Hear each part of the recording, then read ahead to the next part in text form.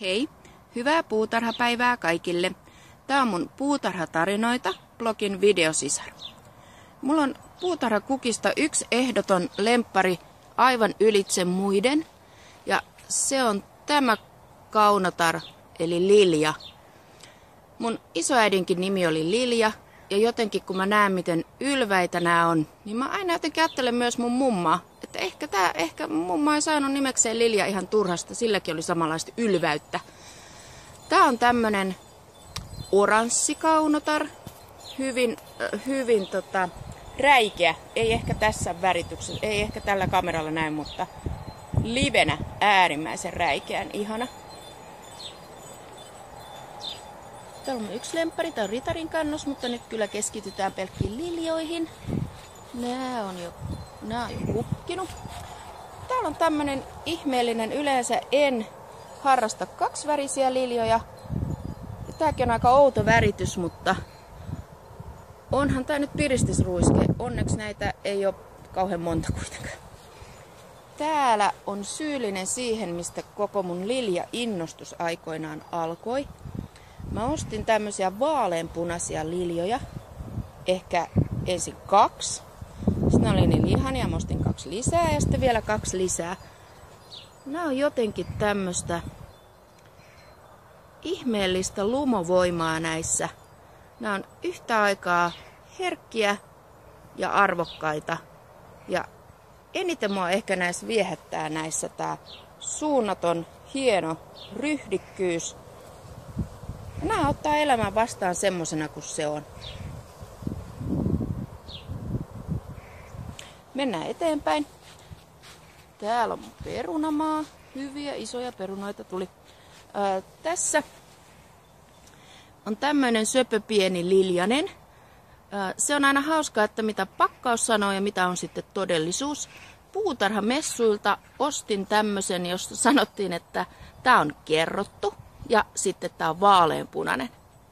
No, mä oon ehkä jotenkin sokea, kun tää en näe tässä yhtään kerrannaisuutta. Ja kyllähän toi väri, jos nyt aivan suunnattomasti käyttää mielikuvitusta, niin onhan tossa pieni vaaleanpunainen vivahde, mutta hyvin pieni. Mutta valtavan kaunis lilja, tommonen pienempi kukkanen, monihaarainen ja valtavan kauan kukki. Se on tärkeää puutarhassa. Tässä on mansikoita, ikinä en ole niitä tänne istuttanut, mutta niitä on. Ensimmäiset leimut, malvat.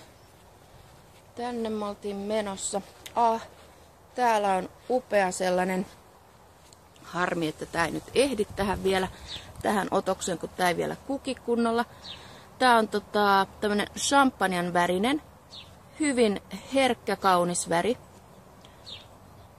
Pidän kovasti usein, kun tää on kukassa, niin tuon tuolin tähän ja ihastelen tätä väriä. Mennään eteenpäin. Täällä on tämmönen hauska lilja. Tähän liittyy sellainen tarina, että ostin Lidlistä Marskin liljan, koska halusin semmoisen upean keltaisen komistuksen puutarhaani. No, pistin maahan sipulit ja hyvin kasvo. Sitten kun kukat aukesi, niin ihmettelin, että no onpas outo väri Marskin liljalle. Ja kuten kaikki huomaatte, niin eihän tää lilja ei ole ikinä Marskia nähnytkään.